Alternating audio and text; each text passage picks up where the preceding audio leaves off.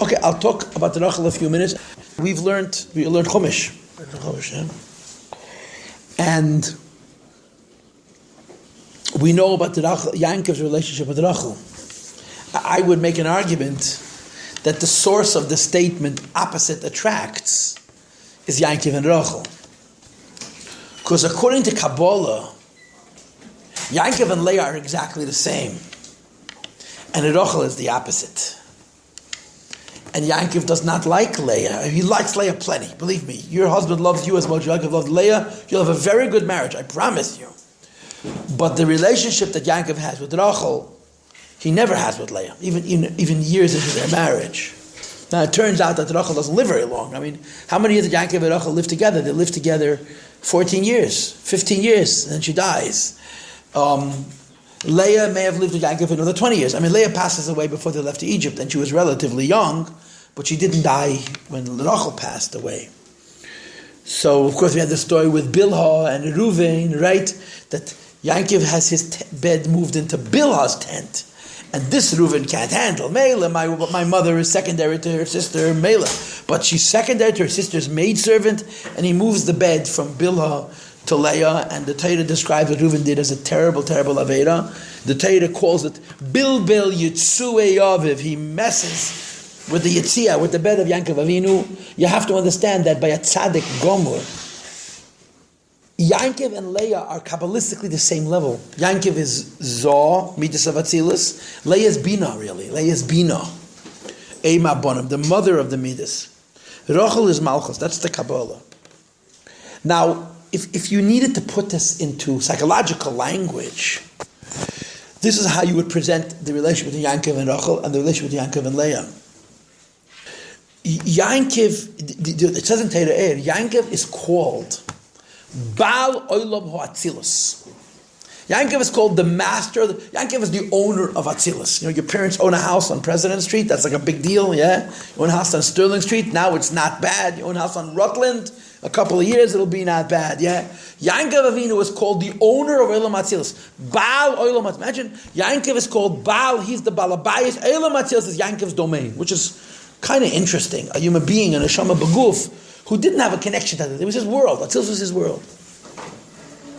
Now, Atzilus is really defined by richness. Atzilus is the world of great sophistication. It's a world of Ein Sof.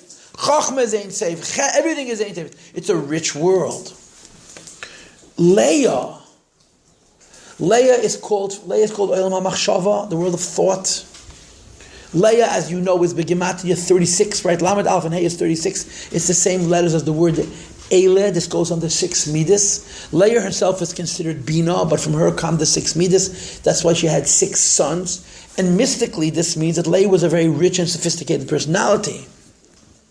Rochel, I don't want to say the word that she's broken.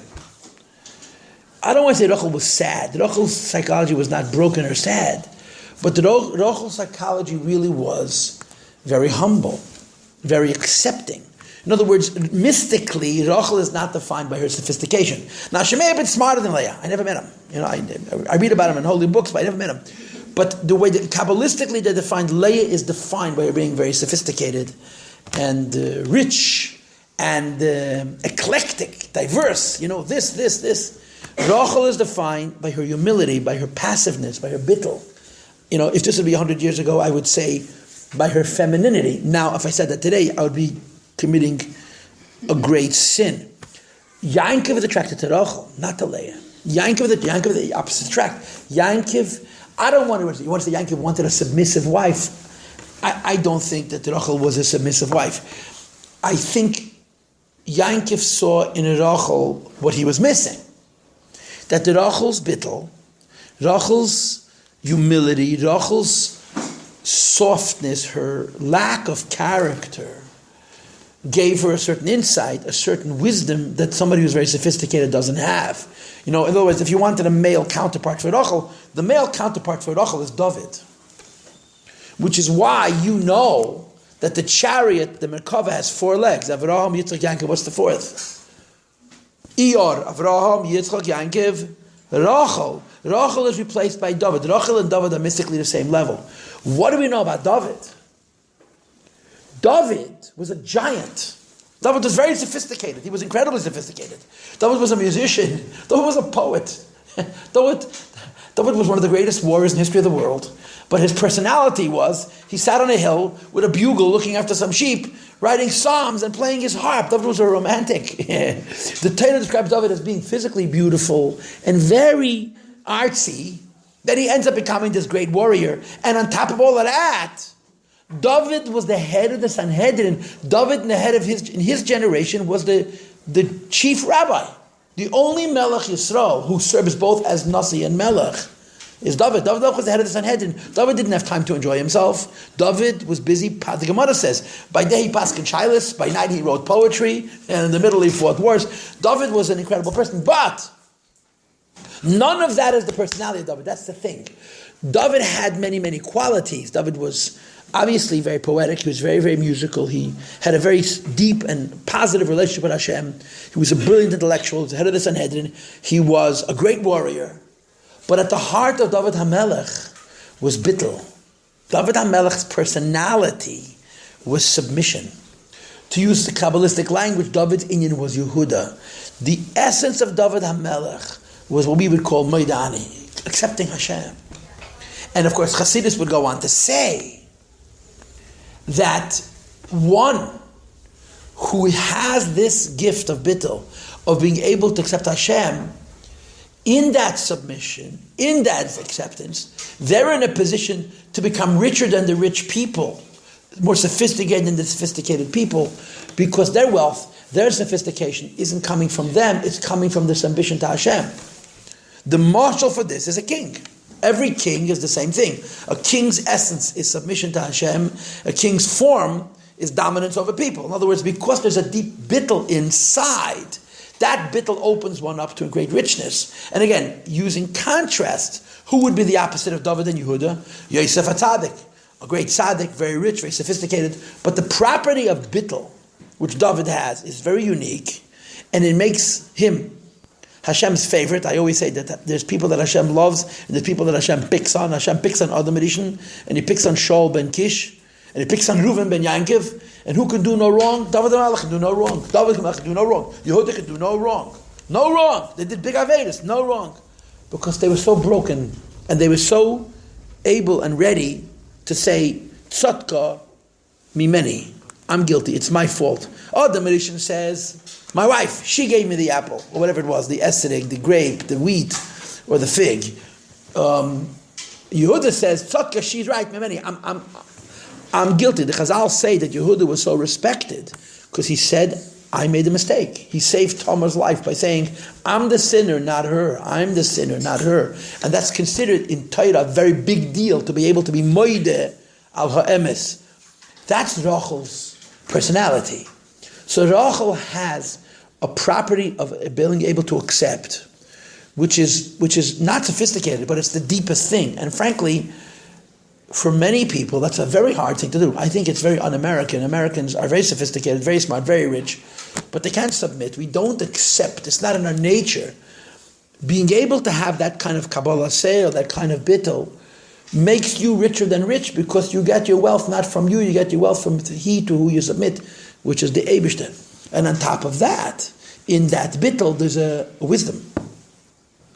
That's what Yaakov Avinu was attracted to. Yaakov Avinu was attracted to Rachel's bittul, which makes her a Keli A for being very sophisticated and very rich.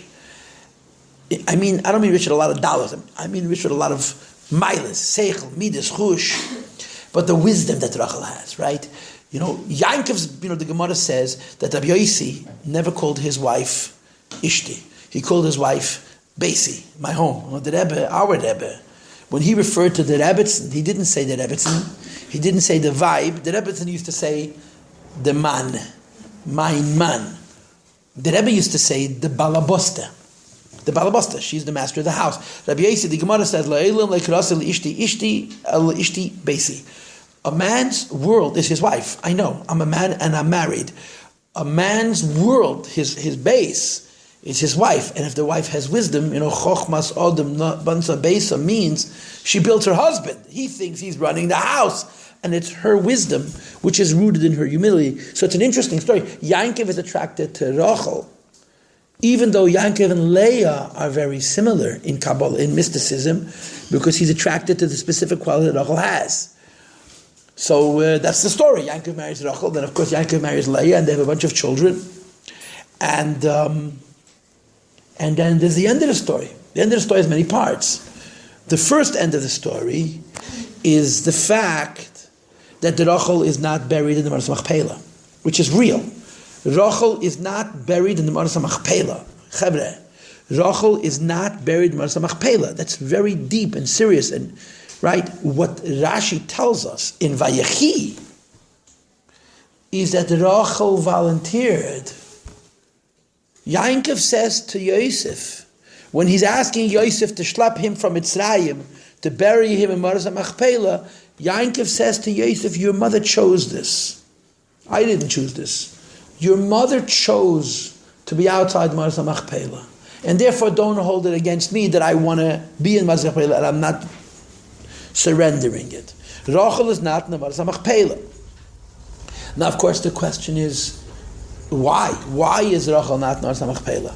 And there's an important answer to it, which is all spelled out in Rashi. There's a Sikha from the Rebbe in Chelik Lamed, which I would imagine the girls will learn, because that's the Sikha. Where's the Rebbe's Sikha about what's the difference between men and women? It's the Sikha about Rochel and Chelik Lamed, where the Rebbe basically says, what's the difference between men and women?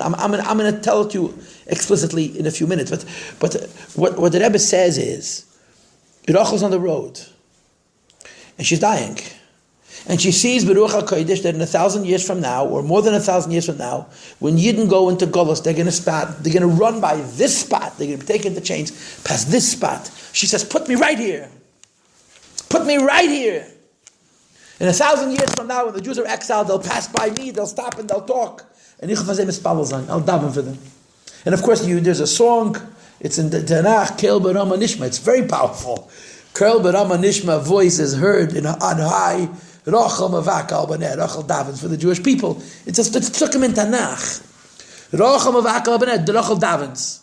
So the Eibusha says to Rochel, you know what they did? You know what you did? They're not even all her children. Right? One of the weirdest things in Chumash is by Yerus, I think it says, the children of Rochel and Leah. Yehuda's children used to say Rochel's name before Leah's name because they all knew that Rochel was the favorite. Hashem says to Rochel, you know what they did? They brought another wife into my house. I have a Beis HaMikdash, and they brought in another wife. They brought in a Beis HaMikdash. So Rachel said, I did the same thing. I brought in another wife. I also brought in a competition. You're angry with the Jews that they're worshipping idols. They have dual loyalty. They're split. They worship another God. I did that in my marriage. It says in Medrash. It says in Psukah Medrash. And the Eibishter says, you're right. You're right. If you could bring another wife into your life, so not to embarrass your sister, then I have to forgive the Jewish people. And he says, this is a story in Tanakh. Not in the Mefoshim, it's in the Psukim. Hashem says, Rochel, you're right. So that's the story. Rochel asks, Yaakov, put me right here. Let the Jews pass by this spot. Let them daven by my kever. And Rochel davens, and Yidden come back from Golos. What does the Rebbe say in the Sikha? What's the more advanced commentary to this story? The Rebbe says, if Rochel sees Beruach HaKodesh that this is the spot that the Jews are going to pass, and that they need to pass this spot, and they'll stop here, and they'll be mishtateach, and forget that Rochel happens to be the perfect person to daven, because Yichnisa Tzarasa Labeisa. She did exactly the same thing that the Yidden did, but it was considered a merit, not a demerit. So she's the one who can advocate for the Jewish people after Churban Bayis Rishon. Why doesn't Yaakov do it himself? Why doesn't Yaakov get buried on the road? And the Rebbe goes into his discussion on men and women. Now, I don't mind if you ask me questions. I don't even mind if you scream at me. But let me finish. Let me finish. The Rebbe says an interesting thing, and I think I agree with him. I don't just believe him. The Rebbe you have to believe. But I think it's real. I think it's even real today in the feminist world. In the men and women are not equal, girls. Men and women are all men, and trust me, that's sad. Men and women are not equal. Men and women are all men. The women want to be men. They want to be businesswomen. They want to be politicians. They want to be scientists. They don't want to be mothers and wives. and it's not good. I'm a guy, so I'm not entitled to say it. But women's liberation and women's equality is not women being women. It's women being men. It's not good. It's not good. It's not good. Maybe it's good for those ladies, but it's not good for the world. The world needs mothers. Because the mother's most important. In everybody's life, the most important person is not your father. The most important point is your mother. Okay, so she doesn't earn and she doesn't have a picture in the paper. But anyways, you'll scream at me when I'm done, okay? The Rebbe says a vort. The vort is this. And I'm putting it in my own language. The difference between a man and a woman is that a man is more defined by what he does than what he is. And a woman is defined more by who she is than what she does. That's my cliche. That's the way I read that Sikhe in Chelek Lamed. Which means in the course of our lives we'll do many things. A lot of things. Hopefully good things. Successful things. But at the base of it, we have a center. We have a core. We have an essence. Our core and our essence is that we're Jews. Our core and our essence is that we serve Hashem and that we live here in the spirit of HaKadosh Baruch Hu. And I guess we could say our core and our essence is, my core, my essence, my family is my core and my essence. And then there's things that I do. Inside Chassidus.org, that's what I do. My wife and my children, that's what I am. Every man, every human being, man or woman, has what they do and who they are. Who you are is deeper and quieter and less, it gets you less fame, but it's your essence. What you do gets you fame in the world. In the words of the Gemara, conquest, to go out and conquer the world. So the Rebbe makes the argument that although women accomplish things and women have an essence, a man is defined primarily by his accomplishments. A woman is defined primarily by what she is. I don't think you would disagree with me if I were to assert that men suffer much more from loneliness and competition than women do. Men need to be the best. They can't be in a group of bests.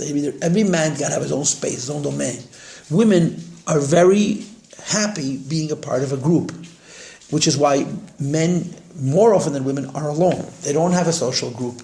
They don't share what's going on inside of themselves because they're fundamentally competitive. In the language of the Chazal, darkom lichpesh, they're conquerors, because a man's identity is more by what he achieves than by what he is in the basic level. A woman is much more what she is than what she does. I am going to assert again that I think that modern feminism is stealing from women this base, that a woman is really what she is basically, and instead making women competitive, making women want to achieve in the external world. And women are, as we all see, just as smart as men, just as capable as men, just as accomplished as men, but they're pashut not having children. They're pashut not having kids. And even if they do, they have one child, which is less than sustainable. Two people have one child. Every generation, the population's halved. And they're not raising their kids. They're giving them to nannies. It's very sad. This is religion. This is not just me speaking, but I agree with it. It's very, very sad. The Rebbe says in that Sikhe that the nature of a woman is that what she is in her essence, which is a wife and a mother and a nurturer, is more important to her than what she accomplishes in the world. A man also is nurturing. A man also needs to have a home, but what he accomplishes in the world is more important to him. And on that basis, the Rebbe says, Rochel was prepared to make a sacrifice that Yaakov was simply not prepared to make. That's the conclusion of that Sikhe. Rochel's decision to be on the road, because that's where her children would need her, overrode what she'd accomplished in her life. What she'd accomplished in her life was she had married Yaakov Avinu and she had his children. She deserved to be next to him in Maras HaMachpelah. She put that aside. For her basic nature was to look after her children. Yaakov understood that. But Yaakov was not prepared to make that sacrifice. This is how I understood that Sikhe. Did you girls understand it the same way? Does it sound similar to like just a different Sikhe? It's a different set of Lakut Siches. Wasn't it also that she was only able to go there because of her Mesiras Nefesh she had by Leah? Oh, fine. But the whole idea of Mesiras Nefesh is what the Rebbe presents. Could you close the door, please? Anyway, so that's the story. Yeah, Rochel makes the sacrifice on behalf of her children because she has it in her nature to put others ahead of herself. even more than Yankov Avinu. That's what the Rebbe says in the Sichas. Okay? Does anybody want to interrupt me with question? This is Chelik Lamed Vayechi. It's a Vayechi. Vanina Sati. All the girls know the Sicha. If you went to any kind of seminary last year, you learned the Sicha. I assure you just don't remember. It's the Sicha that girls learn. Is there something about Leah being like what us and Leah's going to be the ultimate or something? I don't know of such a thing. I don't know if it says, but that's what I know. When Mashiach comes, David is going to be the ultimate. Yehuda is going to be the ultimate. That's much more in line with Rochel than Leah. Right? In times of Mitzrayim, Yosef was superior and Yehuda was subordinate. In time of the first Beis HaMikdash, they were aligned. When Mashiach comes, Yehuda wins. Yehuda is Kabbalah Seil, Maisa Bittel, which is Rochel, not Leah. So I don't know. Not everything that is now is going to be overturned when Mashiach comes. You understand? We're just so used to that. Does anybody else want to make any comments, ask any questions? Now, girls, this leads me to the mystical way of saying this whole spiel, which is, and the following statement is a truism. Rochel is the matriarch of the exile. She represents the mother of Golus. In other words, in Kabbalah, as a rule, the women are Malchus. The women in Tanakh are Malchus. The exception is Leah. Leah is Bina.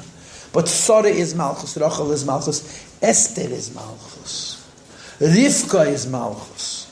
And in the Torah, the Rebbe explains, each one the attributes of Malchus by each of the women.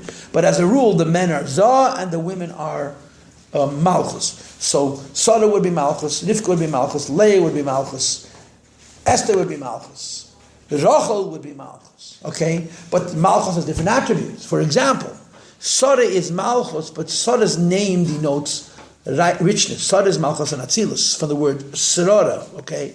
Rivka, certainly, even though she's Malchus, it's a very sophisticated Malchus. To use a Kabbalah form, it's a Geula Malchus. It's a good time Malchus, right? Esther and Rochel on the other side of that coin. Esther means concealment. Esther and Rochel are not only Malchus, but they're Malchus in the darkest of times. Esther means concealment, and the Rochel means a sheep. And we associate Rochel with, I'm not going to say that Rochel is as much a Golus matriarch as Esther is. Esther represents even a darker Golus than Rochel. But between the Imahis, Rochel represents Malchus that goes into Golus of the Jewish people. Not so much Sarah, not so much Rivka, certainly not Leah. Rochel is the matriarch of the Golus, not only because they passed by her grave, but because Kabbalistically she represents that. And I'll tell you how this all plays out. It's in Chassidus it's brought that the Rochel means a sheep, a shepsele. And they speak about the Rochel, a sheep having the characteristics of a Golus matriarch. First of all, the bleat of a sheep, that means the moo of the sheep, the sound that a sheep makes, elicits rachamim. The sound of a sheep indicates weakness, dependency, pleading, almost begging. In other words, the very sound that this particular animal produces exposes a vulnerability and a dependency. Habaf mi rachmanis, have mercy on me. That's just the nature of the sheep. The second thing about the sheep is this, that the physical fact is, now I've never done this, so I don't know this, but I believe it, that when you shear wool off sheep, they don't resist. Wild goats, wild sheep have to get rid of their wool at the end of the winter. And the way they do it is their backs become unbelievably itchy, and they go over to trees or mountainsides and they scratch until the wool comes off. And then, of course, the following winter it regrows and so on and so forth. People farm sheep for wool. There are certain types of sheep that are harvested, that are farmed, not for their meat and not for their milk, for their wool, right? In Spain, there's a special kind of a sheep that's called Marano, something like that. It's a special kind of sheep that in historic times belonged to the king of Spain exclusively. You were not allowed to own it privately. They produce incredibly thick wool, and it was very valuable. It was worth its weight in, silver. And there are entire farms. Sheep are farmed to produce wool. So if you want the sheep to produce wool to be used for clothes, you don't wait till the end of the season because it gets faded. As soon as the wool grows, you shear it when it's still fresh and lush and beautiful and full. So you grab a sheep, an animal, with all due respect, it's an animal. You hold it to a certain position, and you basically take, the same kind of shears you would use on your brother, one of those lawnmowers, and, take off all the hair. So the physical fact is, and again, this is what I heard from people, and I've seen pictures of it, that when you shear the wool off a sheep, they go limp. They don't resist.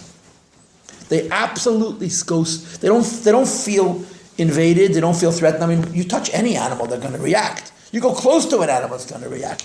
Even a domestic animal. Animals are animals. They have personalities. They have natures. They have awareness. They have fears. They don't like being touched by strangers. But when you shear a sheep, it's part of the nature of the animal. It goes completely limp, and you just take off the wool.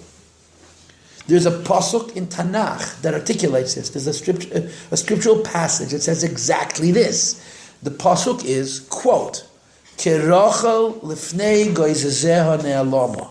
Kerachel, like a sheep. Lifnei geizah, next to those who are shearing her.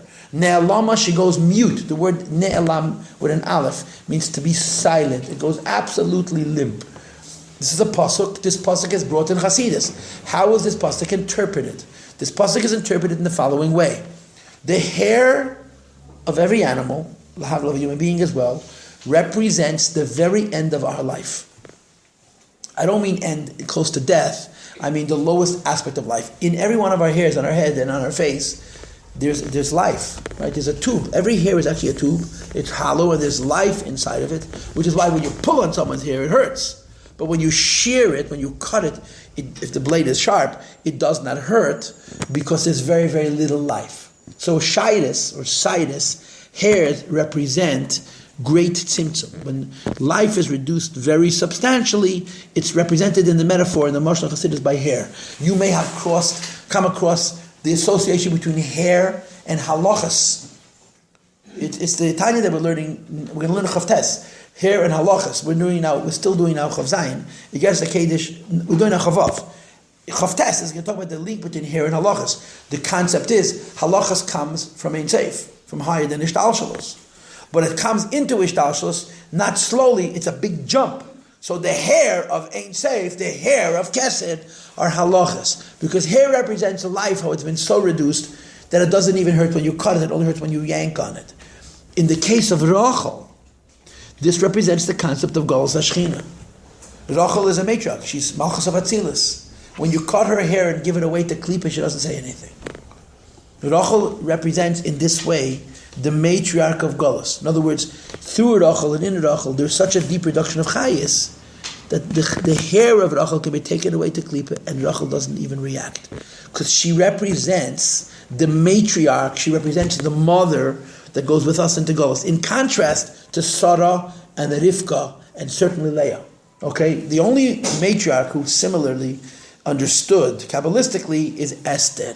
And arguably Esther is even more engaged in the Golos than Rochel is. So Rochel represents the matriarch of Golos. In other words, the story in Tanakh about Kel B'Rama Nishma is not an anomaly. It's her personality. The inyan of Rochel is the Golos matriarch. Historically, it plays itself out in that story and in that prayer and in Hashem saying, Yesh Tachal Lepulasech. Mystically, it's the constant. Rochel represents the night. Rochel represents the darkness. Rochel represents Golos. Now, Rochel is not night. Rochel is not Golos. Rochel is not darkness. Rochel is the Shechina in Golos. Rochel is we talk about Golos HaShechina. Kabbalistically, Golos HaShechina is called Rochel. The inyan of Golos HaShechina, the idea that Hashem is with us in Golos, and the meaning of Hashem being in Golos is that He's not able to express Himself. Golos HaShechina means Hashem is here right now, but He has no voice. Hashem is in this world right now, but He's covered over by the darkness of the exile. Rochel is the personification of that. And of course, from Rochel's angle, from Rochel's perspective, it is, if my children suffer, I suffer with them. If my children are exiled, I'm exiled with them. I'm going to stay with them, I'm going to be with them, and I'm going to leave with them. So Rochel represents the mother who never abandons her children, no matter what the circumstances. She stays with Yidden and Golos, and that's why she's associated with the Gula Mitzvah Shlema. Okay, so there you have some thoughts on Yud Aleph Cheshvan. If you have questions, you're welcome to ask. Otherwise, I want to tell you something. In the last 10 or 15 years, maybe even less, I saw it on the computer, and I haven't had access to computers for that many years. There was a woman who lived in the south of Eretz Yisrael, who had a baby boy, and something was happening in her life was not good. Maybe her husband was killed by terrorists or something like that. So she went to Kever Rochel and invited Rochel to her bris. She went to Kever Rochel and she said, I'm making a bris for my boy. Anyway, by the bris, a woman showed up that nobody recognized. She was very beautiful. She was dressed with a very long gown. And she greeted everybody in a very maternal way. I remember reading it at the time. Women were describing how regal and maternal this woman was. And she greeted all the ladies. And the end of the story was, she didn't come out in a single picture. What? They took pictures. And she's not there. A lady physically showed, a woman went to Kever Rochel. And she invited Rochel to come to a bris. And then this woman shows up, no one knows who she is. She greets all the women, and she's not in any picture. Now, you don't have to believe, but I do. So I'm giving it, you can Google it probably. It happened about 10, 12 years ago. I remember when it happened, that this lady shows up at a bris, and she's unbelievably warm to all the women that she talks to, and then in the photographs, she's not there. She's just not there. She just ain't there. Cool story, right? Now, I just want to finish by saying, assuming this story is not true, nobody told that story about your great Bubby. I'm sure your great Bubby is a very nice lady, but we're not telling such stories about her. About the Rochel, the Sultan, as Al-Khamaisis.